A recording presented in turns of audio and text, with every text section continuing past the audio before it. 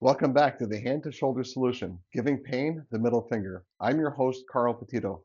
Thank you for hitting the like button and for subscribing to the channel. Also, thank you very much for your donations. Every little bit helps me and my team bring you useful information. I want to talk to you today about difficulty placing your hand behind your back.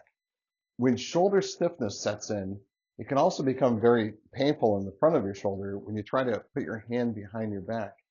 It can also be caused by other things as well. That's why it's very important to get into your healthcare practitioner to get a very clear diagnosis of exactly what's going on. But let's pretend for today that the shoulder capsule is tight and we have to stretch that. What's the capsule? So if you look at your ball and socket and you take a ball and socket and wrap it really tight with saran wrap about 15 times or so, that's the capsule, and it doesn't give very much blood flow. It's very tight. It's ligamentous material. Ligaments connect bone to bone. Once that gets tight, it's pretty difficult to stretch. There's many little tricks of the trade to stretching your hand behind your back more effectively. So one of the most basic ways is to just always have the back of your hand against your body and placing it behind yourself with your elbows straight. Once it's behind yourself and your hand is flat against your body, you start bringing it up. If you can grab your hand, start bringing it up at least to your belt level and just to the point to where you feel it pull in your shoulder, and hold that position for about 20 seconds. Then you can relax it a little bit. Now do 2 repetitions of that. We usually have people stretch their shoulder every 1 to 2 hours, or at least 3 or 4 times a day. More is better, but not any more than every hour. So if there's a lot of instances for folks where it's hard to even get the hand behind the hip, so we need to use a tool to help that hand get back there easier.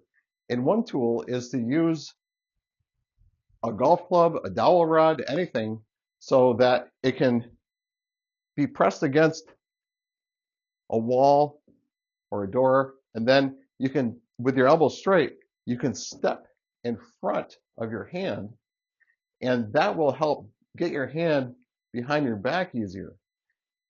Once you're able to get that hand behind your back easier after some work, then you can reach back and grab your hand. I usually have my patients just grab their hand with a stick right in place. And then they can just hold that there, maybe ease up a little bit, and bring it back up, nice and easy.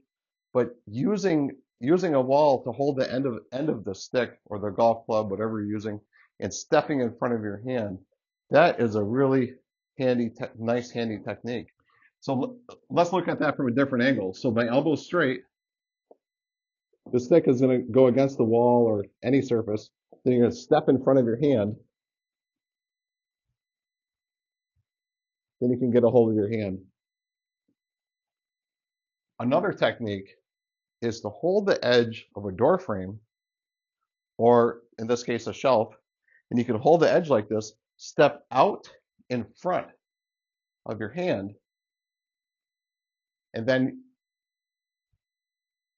you'll be able to reach it much easier. So you're going to step out in front, squat down a little bit, grab that hand, and there you have it. Also, depending on the height, depending on your height and the height of your drawers in the kitchen, you can grab a drawer handle and step in front of your hand. That has proven to be an effective technique as well.